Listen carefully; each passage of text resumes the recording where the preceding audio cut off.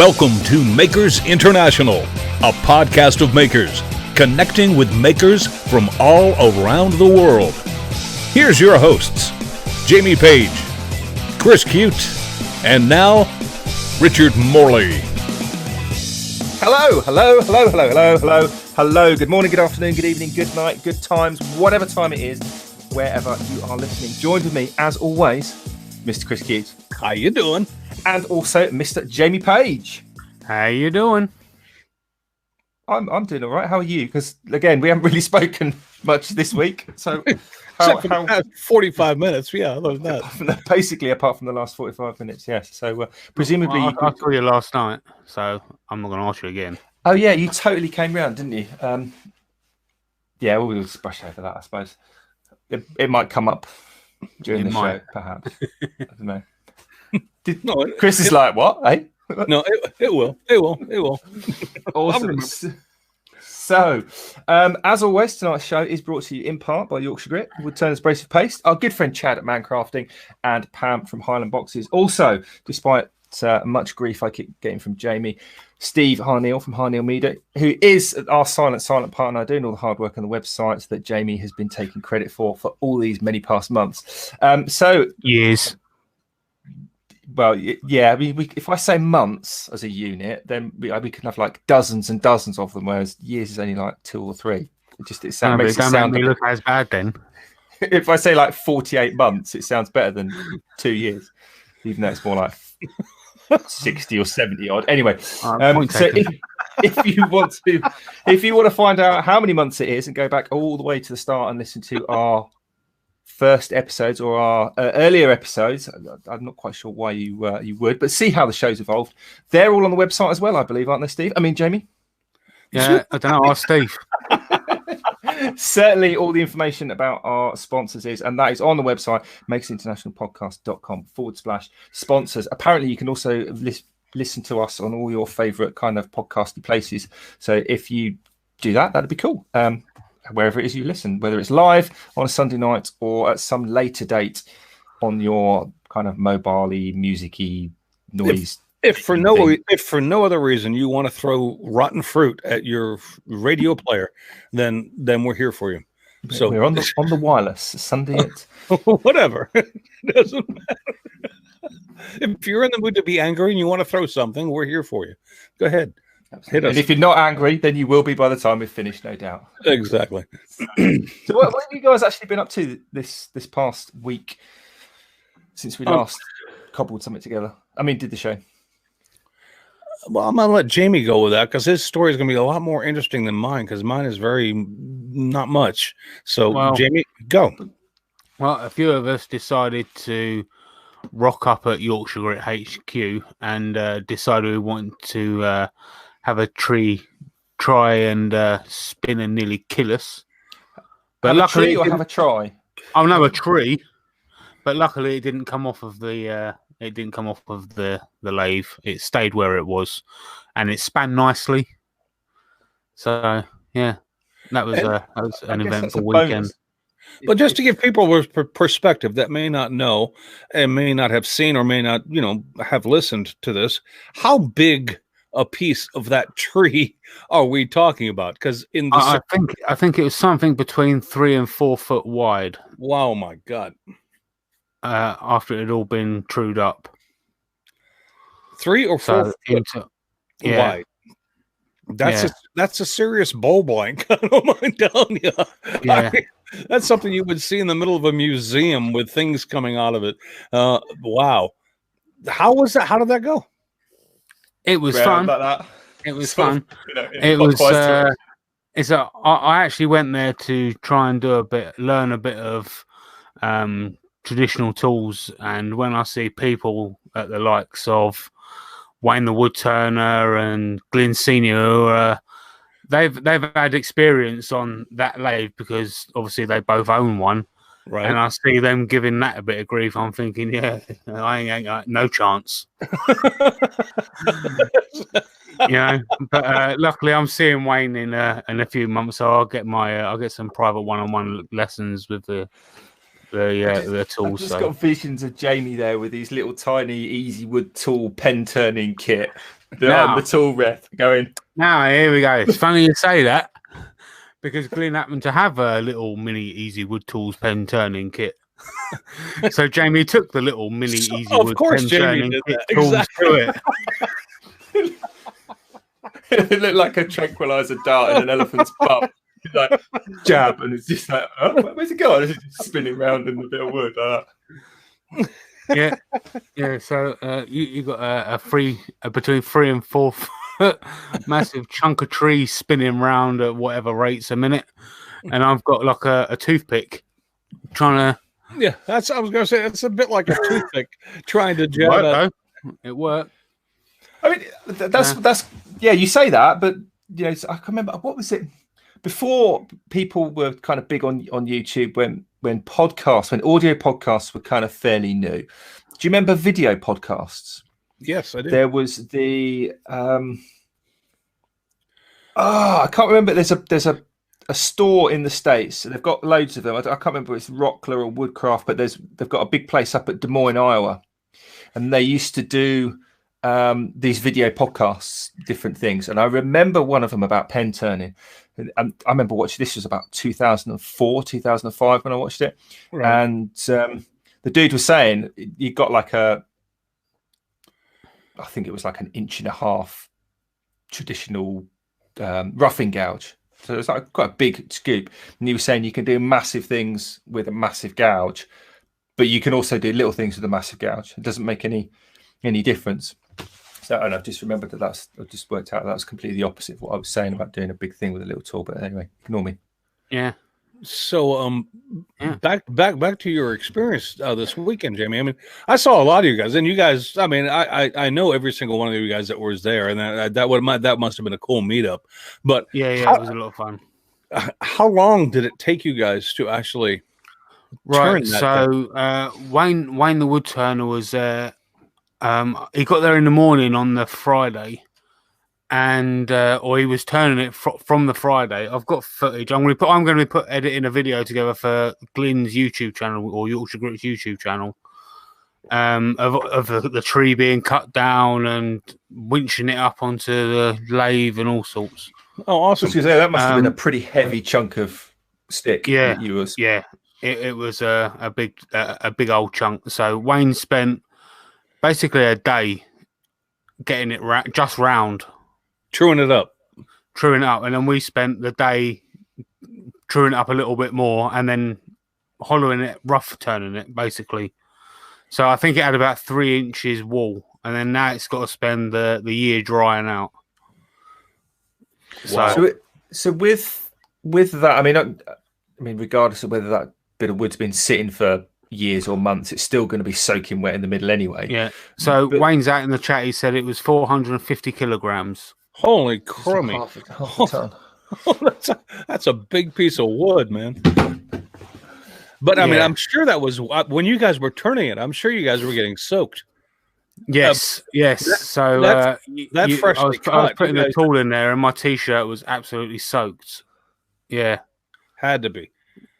Especially, but but I mean, and it doesn't matter whether it's that big of a bowl or a smaller one. You have to let it sit after you rough turn it because it needs to dry out. It needs to dry out.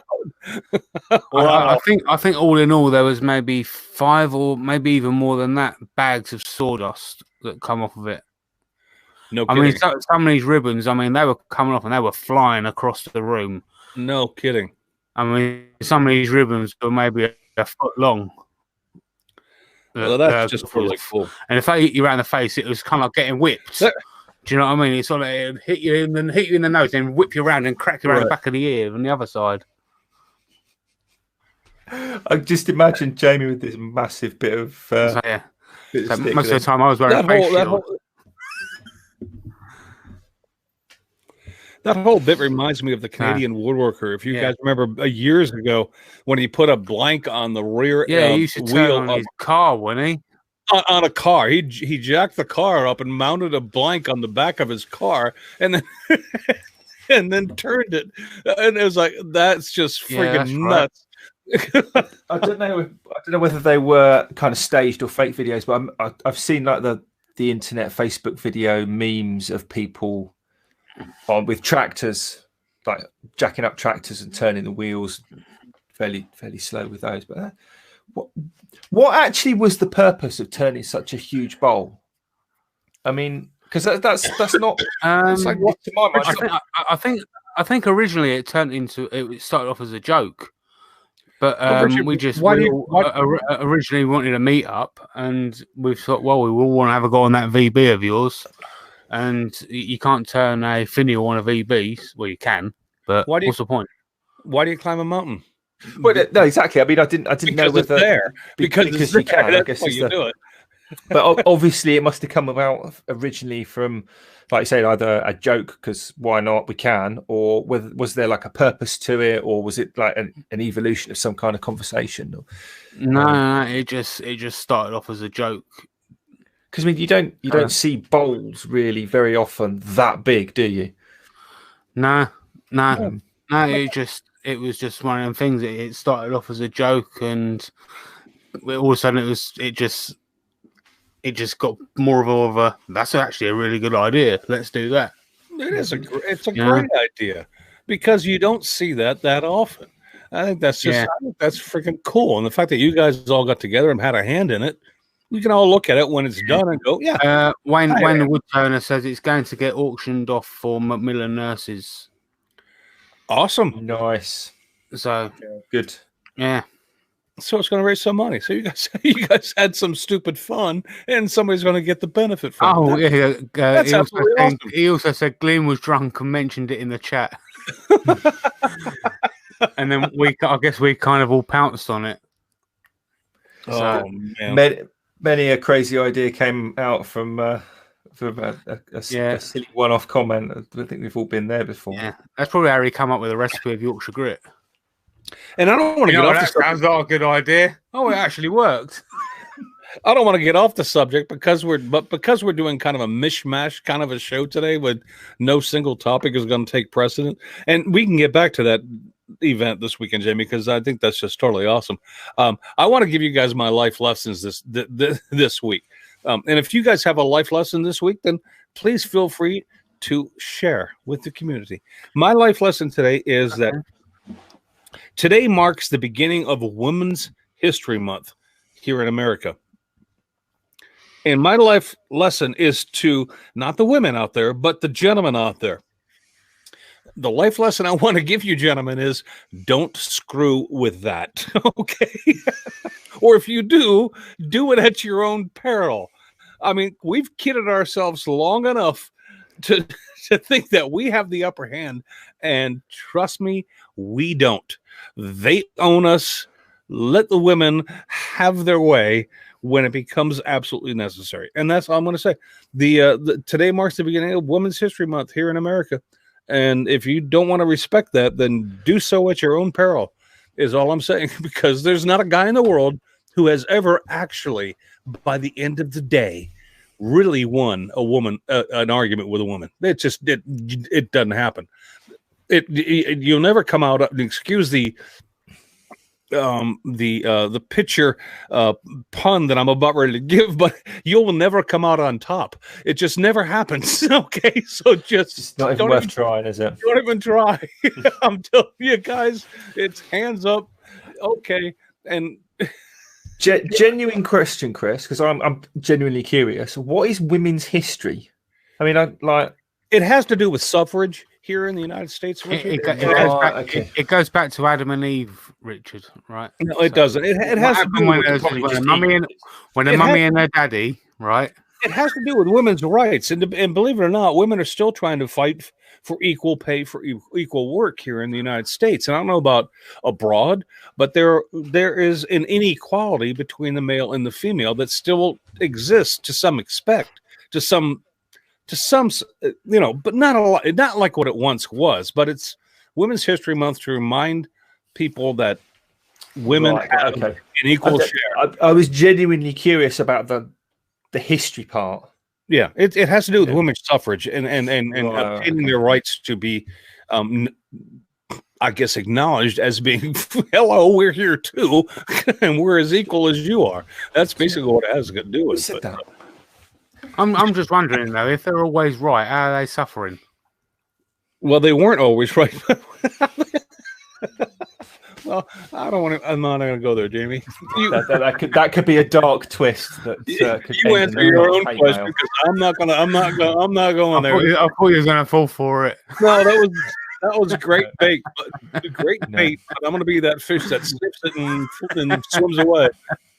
So obviously we've got to apologise to certain people. So in the live audience, there's Love Angel and Claire's Crafty Corner, Emma, mum of Dragon Turning Tails, Hippie Noodle is probably out there as well, Vicky on honourable mention, and also Mrs. Cute as well, no doubt.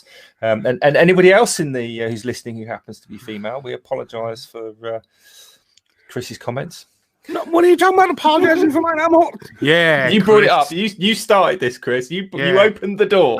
I started it by saying, "Gentlemen, don't fight it." And I'm just saying, just come on, recognize the women as being equals, and you're trying to make it like I'm being the bad guy. That's not right. Someone's got to take the fall. I'm just. There's a bus coming up. Well then, push it on yourself because it's not coming my way. I'm the one who actually stood up and said something today. Not of you, friggin' bastards. To kind of try and pull you back out from under the bus, Chris. How are you feeling? Because you were feeling a little bit down and having been on the couch last week, weren't you? So yeah. See how are you feeling any better? I'm getting better. I mean, I'm not able to get up in my shop quite yet, but that has nothing to do with the illness I had last week. That's another thing that happened earlier. But yeah, I'm all right. I mean, look, I'm sitting here joking around with you guys. So, I mean, spiritually, I'm fine. Physically, I've just got some limitations, but it's coming along. And I'll get out there soon. So presumably the weather's getting a bit better in your neck of the woods. It's not. Is it not? Are you still like steeped in snow? And no, I don't have. We had a very mild winter, and I'm talking about mild meaning. Okay, here's a quick story. I spent over $450 getting my snowblower fixed before the winter came this year.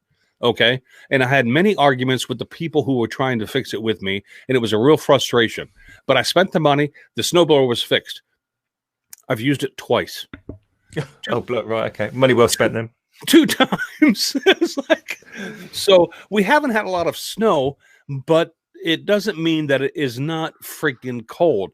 I woke up this morning and it was 21 degrees outside. That's 11 degrees below zero.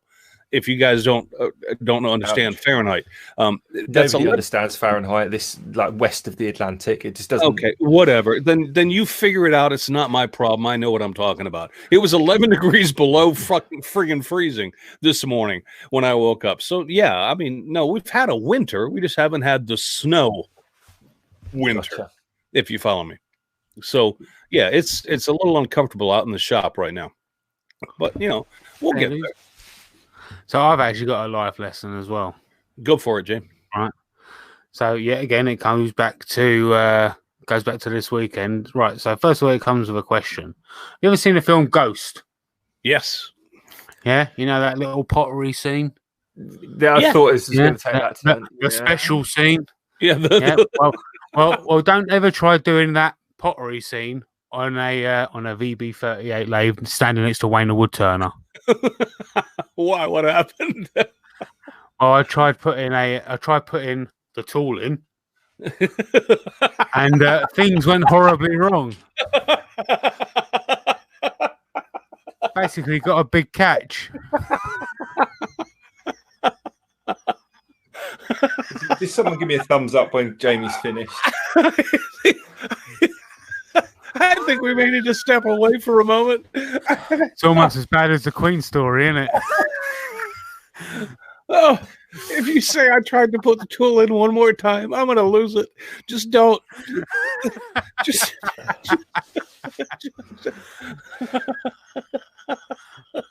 What made it even worse? I think I got it on video. Oh, for fuck's sake. Oh, Jesus. Sorry. Just wow. Okay. I'm sorry. I apologize. That's my own visual imagination taking over. That's just so wrong. So that's why I had to not listen to that, and I think it just might have been worse. Wayne's trying to make it a little bit clearer and saying it was an easy wood diamond point tool. Thank you, Wayne. God bless you, by the way. Yeah, Did you? Hold on. Let me just go back a little bit. Were you trying to film the ghost scene as far as turning that piece? Is that what it was? No. I wanted to do him turning a bit and me turning a bit at the same time. Right. And as I went to put the carbide tool in, I should have said that at the start. Really, when I went to put the carbide tool in, the tool rest was too far away from the bit of wood, and it just bit it and flew it away. Got it. Not only that, but it was a diamond, so I had no chance really. So you were roughing out a 3-foot diameter wet bowl with a. It was practically round. That makes it so much easier. But the pointy tool, isn't that like a detailing tool? Yeah. Okay. That's almost like me trying to part off that big sanding disc on my lathe with a 1/8 inch traditional parting tool. Gouge. That's just as silly. Yeah, maybe. Oh God! All right. Do you have anything you would like to share with us that you've learned this week, other than the unfortunate mess that we've just gone through, Richard? Well, I mean, it's probably taken 3.5 years to get to this point, but I think my life lesson has to be, following on from Jamie, has to be: don't get yourself into something with Jamie Page that you cannot get out of without asking yourself why. Why did I do this? Yes. Why? All right. Topics. Let's talk about, because we have miscellaneous topics, and hopefully people in the chat will be able to inspire us beyond putting the tool in for this week. And Jamie, I think you've kind of sort of covered in a roundabout way the one that you were talking about, or that you wanted to kind of get across without, we're not looking to ruffle any feathers, and we don't want to get into any hierarchy here. We just, you had an observation about traditional tools versus carbide tools, and and things in that nature, and how possibly Richard even brought that up about how one may leave a rougher finish than the other, and let's be honest, when we get into this kind of conversation, we're getting down to the minuscule and the kind of the snubbery of what really matters, and what really matters is getting the job done. But nothing matters. Use whatever tool works best for you at the end of the day. Yeah. So that's, I mean, I hope I didn't just take all of your wind out of your sail by saying that. No, not at all. No, not at all. It's kind of funny, really. I can't remember who I was talking to, but I actually had a comment on one of my videos, and it was a guy wanting me to talk a little bit more in my videos, or put out a couple of videos on the specifics of each carbide tool. Because he had just joined a turning club, and they basically said that some of the people in his club don't like carbide, and they're very open about telling him we don't like it. Why wouldn't they like it? I mean, what? Let me ask you an honest question: why wouldn't they like it? I mean, they don't have to use it, but why would they not respect somebody who does? I have a theory. I have a theory. If I might, question at the back of the class. Go ahead. Because when I started turning, when I got my lathe like 10 years ago, the carbide tools weren't really a thing back there. I certainly didn't know about them. I don't know whether they even existed. So I picked up the traditional tools, and just like everyone else, kind of dived in and started getting hurt. And you basically pick up that muscle memory, don't you? You when you pick up, and if you like, close your eyes and go like that, you basically hold the tools in more or less manner. Yeah. So I tend to hold with my left, because I'm right-handed, so the hand with the right hand, and then my left thumb is right up against the tool rest, right on the very tip of the tool, and because that's what it sounds like. Turning. So you do that with carbide, and it gets really hot. Yeah. To the point that it hurts and you go, ow, and you burn your thumb. That's why I personally, I don't want to say I dislike them, but I dislike it when that happens because I don't get on with them because I've hurt my thumb and it's just uncomfortable. That might be why. I guess you could take carbide as being the CNC of the flat work. Well, I don't know if I would even take it that far because Richard, actually, I do it the reverse. I'm right-handed as well, but I hold the tool in my left hand, and my right hand is the one that is up front with the tool edge, and that's how I've always used traditional tools. Because when I first got into turning, and trust me, I mean, Jamie's a much better turner than I ever will be. But when I got into turning, that's how I just felt comfortable doing it. And it was just a matter of comfort for me as to how I want to turn and make things the way I shape them and that way. And what I'm trying to say is I don't understand the whole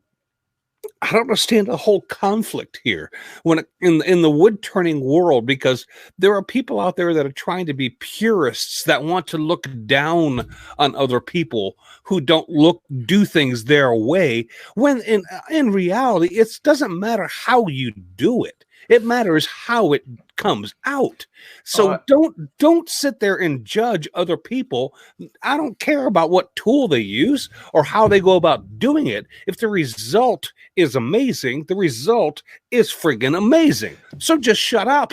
You know, I'm sorry. And that's a really good point that a lot of people, I think, forget, because if you go back kind of pre-YouTube, you'd see the old boy at the craft fair with his wares, selling his spinning tops and his bowls and his fruit and pens and all that sort of stuff. You just look at the finished piece and go, "Wow, that's insane!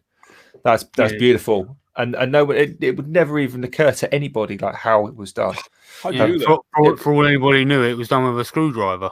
But exactly. But as soon as you see the process, it's a bit like you're running a bit late and you've gone from A to B. Nobody cares that you were speeding, or that obviously people do, but the people that are waiting for you at the destination, they don't care whether you get the bus or the train or you cycle, as long as you're there on time. It's the journey to the end. It's like does that make sense? It doesn't matter. The journey is completely irrelevant. Absolutely. No one cares about A to B. It's all they care about is C. But everyone's a backseat driver. Yeah, they want to be, and they want to sit back and judge. And that just, do me a favor. I mean, really, do me a favor. I can't tell you how many comments I've had on my own YouTube channel where people will watch an entire video and they will come back and the comment they will leave is, "Well, nope, the beer turned me off. No good. Bye-bye." And it's the beginning of the video.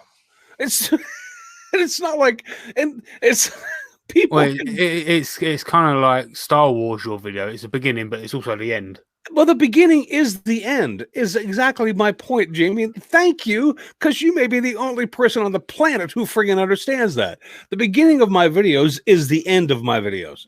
It's not, I'm getting ready to go to work. It's me ending the day at work. It's a matter of saying, get out there, make the first cut, get something done, and then walk away with a beer. That's the beginning of my videos. And people don't understand that. They have a hard time realizing that I don't take my work gloves off, grab a beer, and then go to work. I mean, come on, think about that. Who wakes up with work gloves on and then goes to work by taking them off? I mean, hello. It's just they don't get it. It is, and that's maybe, and I'm not going to change it because, if you don't get it, then I don't give a flying, fortress.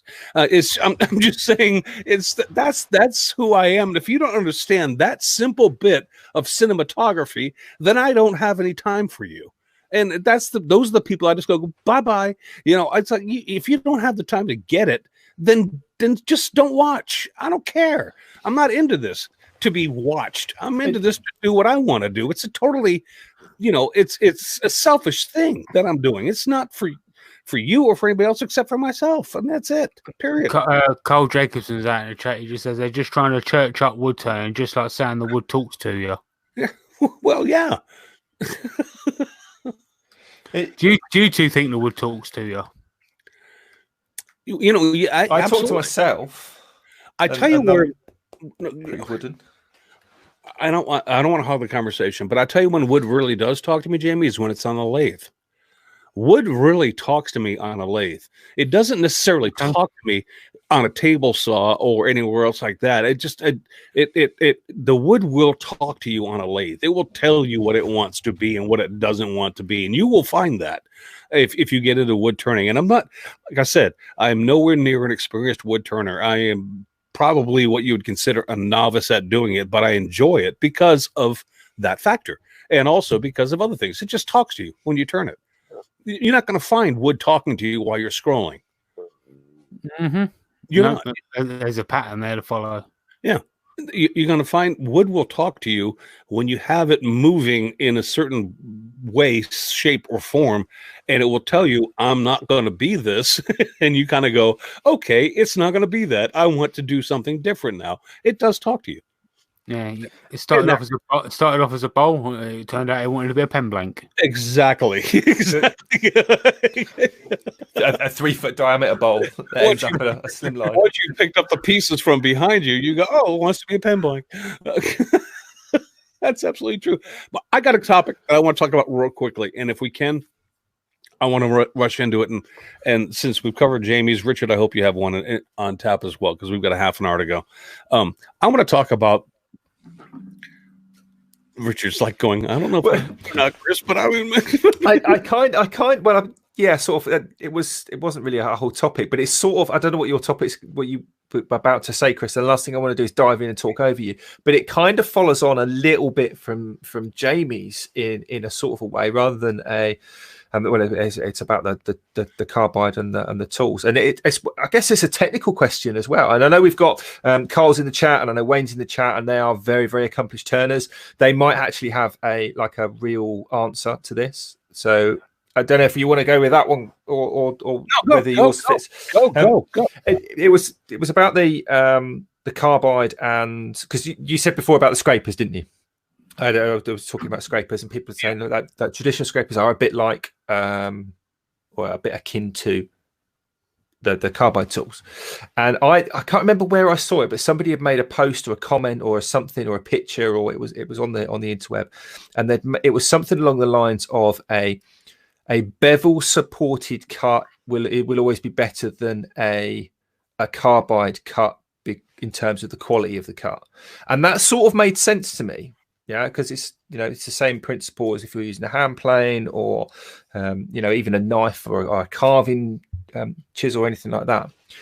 But then I got to thinking about scrapers, because like even a cabinet scraper, or a traditional turning scraper, you can get a really fine, beautiful finish. And I can't remember the guy's name, but there's a turner out there that basically only turns with scrapers, and he does these amazing bowls. I don't know if you know the guy's name, Jamie, because everyone on the internet. Somebody might know the name. Yeah, you can. Pete. So Pete, Jamie, the traditional scraper wood turner bowl guy. No, it wasn't you. I can't remember who the guy's name was, but he basically only uses scrapers. And you know how you can get that beautiful finish with a cabinet scraper? Yeah, that's not a bevel supported cut. Is it? No, it's a burr. The same as with a.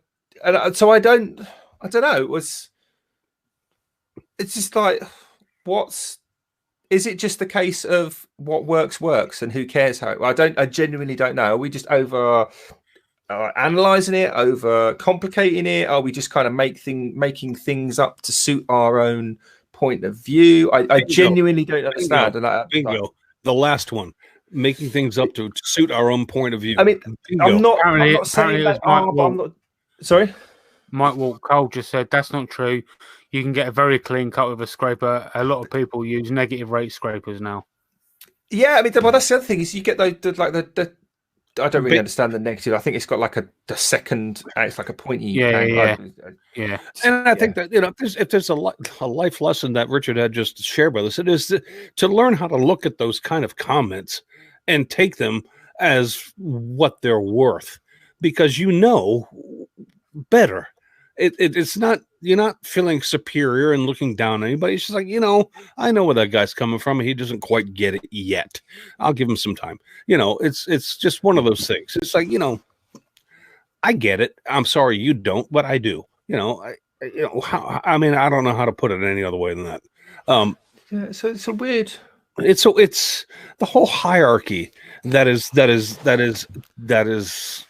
become the lathe community is just, it's beyond me. I don't get where this is coming from, because they should all be encouraging themselves to do things as opposed to putting down how they do things.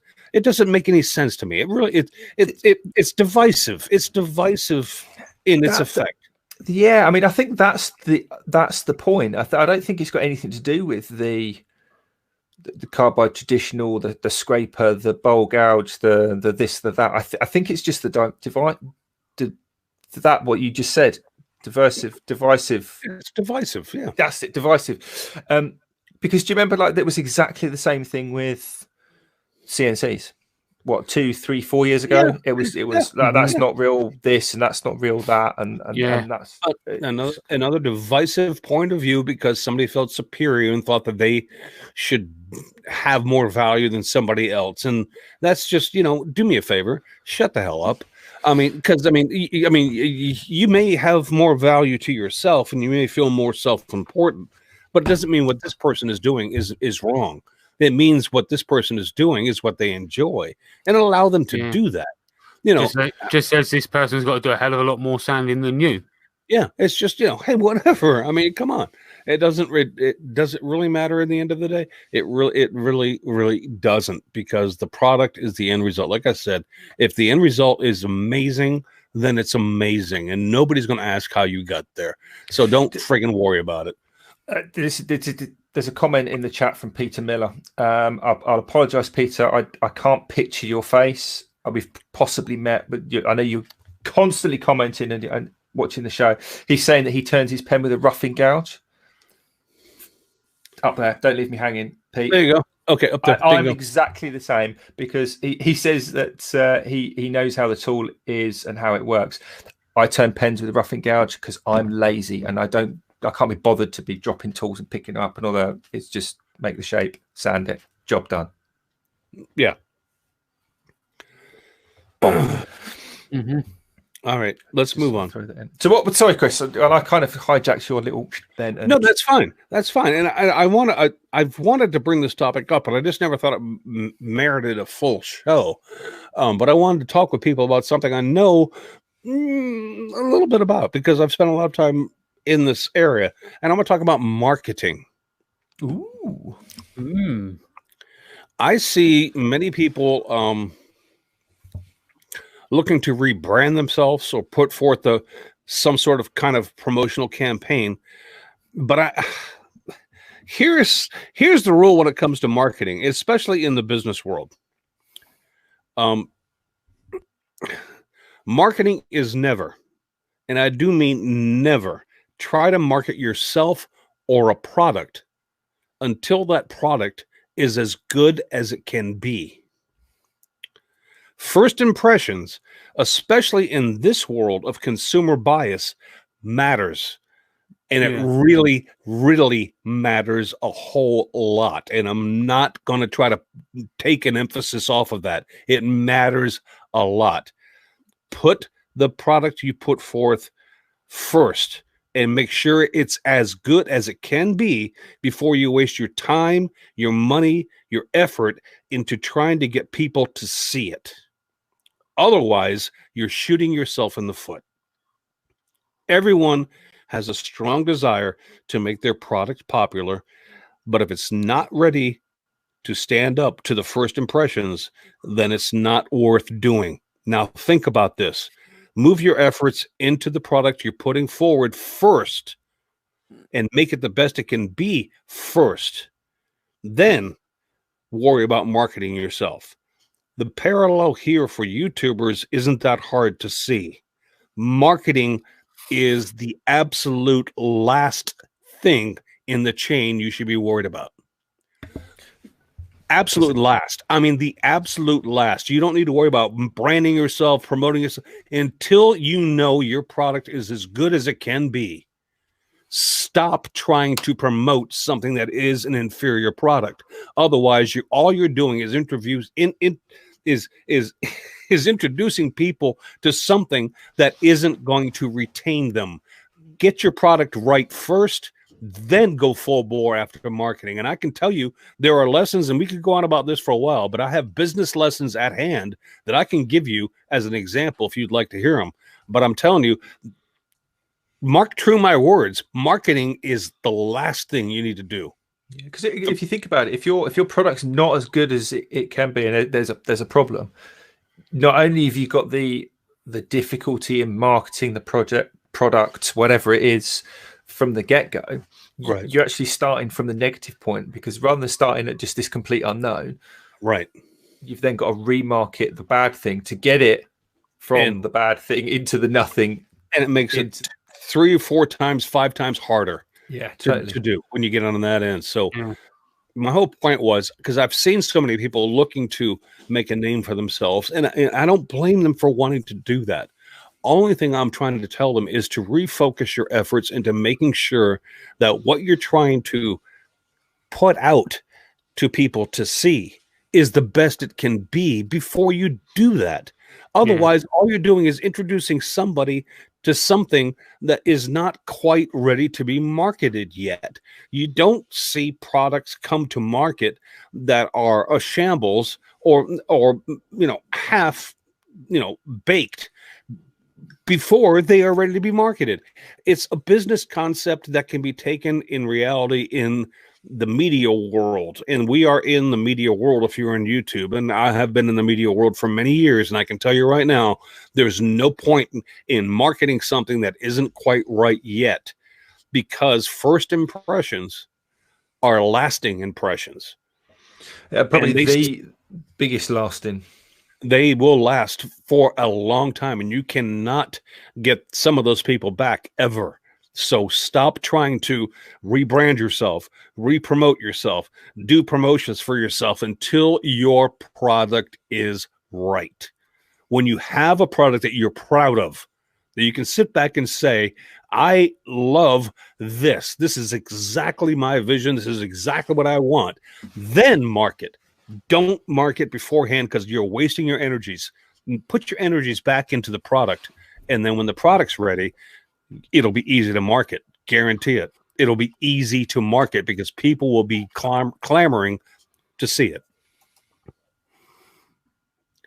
That's the only topic I had today, was just marketing. And I'm not trying to give a lesson to everybody, but I mean, I apparently just did, but I'm just trying to share some knowledge about what makes sense and what doesn't make sense when it comes to promoting yourself.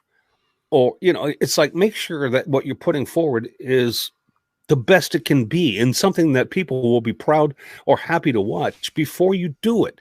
If you look at it, and if you can stand back, like Richard or Jamie or myself, if you can stand back and look at a video you've put out and you've gone, is that the best I can be? Or is there something in there that just, there's maybe the video isn't right, the whatever the case may be. If it's not right yet, make it right, and make it right consistently before you decide to put it forward as far as promoting yourself and your channel or your marketing or whatever the case may be. Because you're just not going to go anywhere by promoting a product that you yourself, when you stand back and look at it objectively, know isn't that good. If you're able to sit back and look at it that way. So marketing is important, but it's the last thing you should worry about. That's all I want to say. It's interesting because I'm looking through the comments here. I wasn't just ignoring you then, Chris, actually, and anyone else watching. But Dale from Maple Tree Studios has made a fairly divisive comment, or divisive comment. It said he's not sure that he can get behind that, and he's referencing the first iPhone and its lack of cut and paste. Well, I never had one of the original iPhones, so I can't comment on whether it could cut and paste. I have a comment. I have a comment right now for that, immediately right now, because Dale, you had the first iPhone and you didn't know that iPhone 7 or 8 or 9 were coming. So iPhone 1 was good enough to be promoted, because that was the only thing that was out there at that time. You had no idea that 2, 3, 4, 5, 6, 7, or 9 were coming. You make it as good as you possibly can at the time, and then you build upon that. That's exactly what I was going to say. And then you've got and it's the same like taking it back to the videos, right? Exactly. We've all. I mean, I certainly have, and I'm sure Jamie and you, Chris, have, and people listening as well. That first video, everyone always says, "Oh, I look back on my first video, and they're cringeworthy," blah blah blah, because we evolve into it. But at the time, it's that snapshot, isn't it? But then even with products, phones or TVs or technology, or that's why we're not still using gramophones. We've all got iPods, those kind of things. It's a snapshot in time. Otherwise, nobody'd ever release anything if you constantly waited. And I refer that back to my own experiences with the army. It's an old saying: is never delay a warning order for the sake of more information. Just the information you've got, put it out there, tell people, then they can act on that, and you can always put in updates. My point, to be specific, and I didn't think I need to make this point clearer than I'm going to right now. It goes back to Dale's thing about the iPhone 1. It's like you can only get, if you are able to stand back and look at yourself and say, this is the best I can possibly be right now, then market yourself, okay? Because you have no idea what advances are going to come your way. Perfection, if you're looking for perfection, that's never going to be found. What I'm trying to say is just make sure that when you're standing back, and if you can look from the outside in on yourself and go, this is really good, and you believe that, then market yourself. But if you can look, if you're standing outside and you're looking at it from outside the box, and you're critiquing yourself, and you're saying to yourself, that needs to be better, this needs to be better, oh God, I don't like that, then go to work on the product, is all I'm saying. Because I don't care if it's yourself or a product you're putting out on the market. If you don't put out a product in the market that hasn't been sanded, let's just say, okay, you put out out on the market a product that you've made that has been sanded and finished. It is nice because people will like it and it will sell. So make sure you are sanded, polished, and finished before you do it.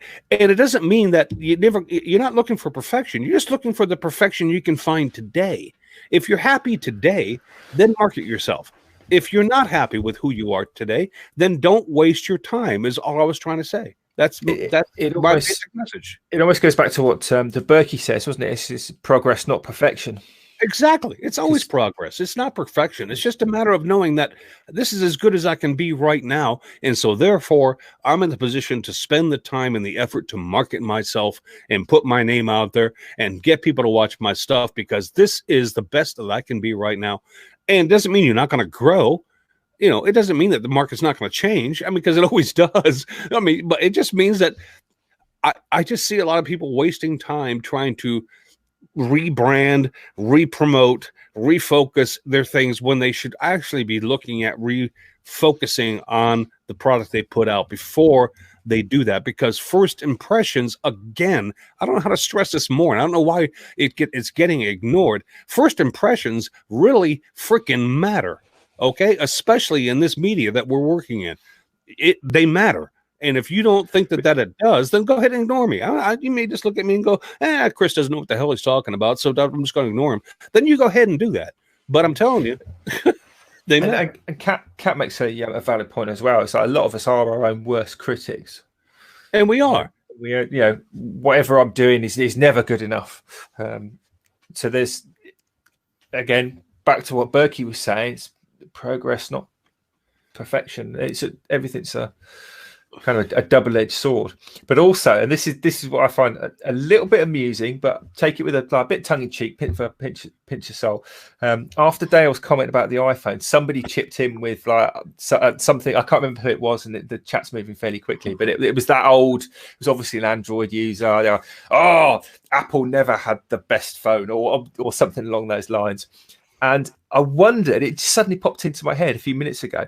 Do you think, going back to what we were talking about before with the traditional and the carbide, there's a little bit, or the CNC and the not CNC?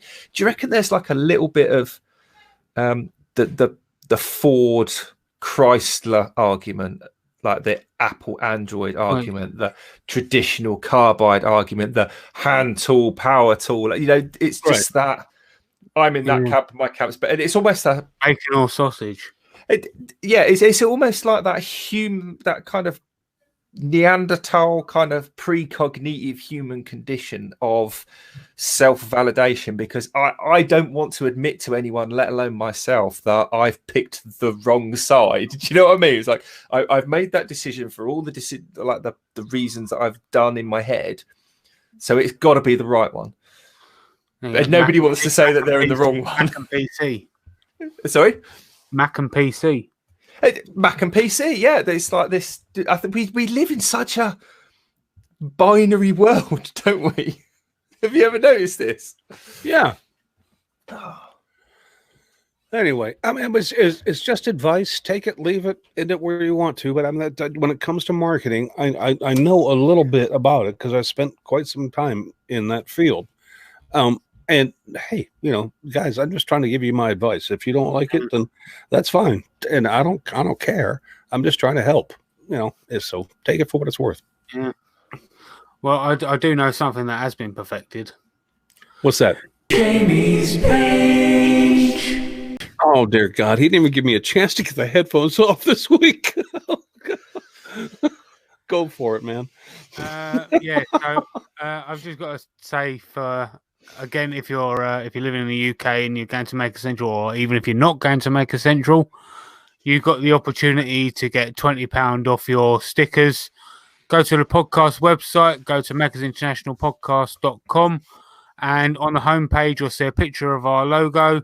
Click that, it will take you to the sticker website, fill in all your details, upload your picture, and at checkout you'll get £20 off your sticker price. So yeah, that's that.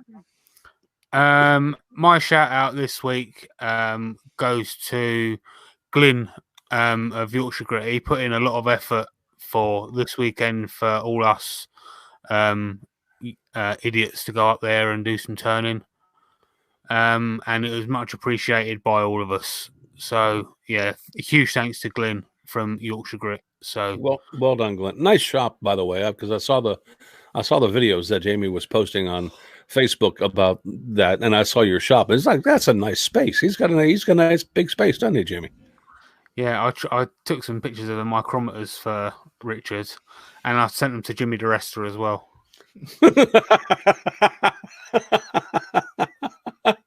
I'm sure Jimmy will appreciate that. Yeah. And I took it to the Bridgeport as well. Jimmy told me to steal them all. You don't even know how to read a micrometer. I saw you pocket that micrometer. It was pretty funny. Yeah, he didn't leave it though. He took it with him, didn't he? Did you? You did not take that with you. You put it. No. I'll put it back. Okay. He was supposed to take it and then leave it for me, but he didn't leave it for me. So presumably he took it back with him, and he still got it. What, this one? Yeah. I didn't know that Glenn was into metalworking. I did that. That's pretty freaking cool. I discovered that this weekend. Something new. My shout out, Richard. I'll give you time to find one for yourself. My shout out is a gentleman who has a YouTube channel, and he doesn't have that many subscribers. I think he's got like 360 something subscribers, and it's the YouTube channel called Something from the Shed. And he did a video this week in memorial of his dad. And it just kind of hit the old heartstrings. So if you have a chance to check out Something from the Shed, that video is worth watching if you have the heart to do so. If not, he has other content on there as well. But I mean, give him a look. Give him a look. Give him a subscribe if you feel like it. But Something from the Shed. That's my shout out this week. Mm-hmm. All right, Richard. If you're not done searching for something, he's still looking for a shout out. No, he's searking his watch later list. No, it's not my watch later list. It's my history list actually. So yeah, I'm going to shout out this old Tony. The machining guy. Yeah. It's a big channel. I don't know how many of our listeners will have be aware of him because it's a fairly specific sort of topic with the machining and the turning videos I've been watching. I've recently, in the last week and a bit, kind of gone down the rabbit hole. I've started using Uncle Pete's lathe, little machine lathe, and mill a lot more with some projects that I've been working on. If you follow me on the Instagrams, you probably have seen them. And I've sort of been relearning stuff that I'd forgotten that I even knew at some stage from my college days. So there's loads of really cool. If you're looking to get into machining, it's a good channel to watch because he explains things really quite clearly. So that's worth a watch if you're into that kind of thing. But you might not be. So All right. Well, before we end today's show, I want to, and it's not going to be a news segment or anything. It's just cool things that were sent to me this week. Do you mind if I share this? Oh no, this is go for it. Okay, cool things that were sent to me this week. I'm sorry. I'm gonna pull the picture up. If you guys don't know who that is, because I didn't have a clue. It's a postcard that was sent to me. Let me see if I can get this into focus to where you can see it. With a little doodle on it. And the message read, I found these cards and no idea the original purpose, so have a doodle. And I got sent that doodle. And I have a funny feeling, Jamie and I were talking about this before, but I have a funny feeling that was courtesy of Sarah Connor.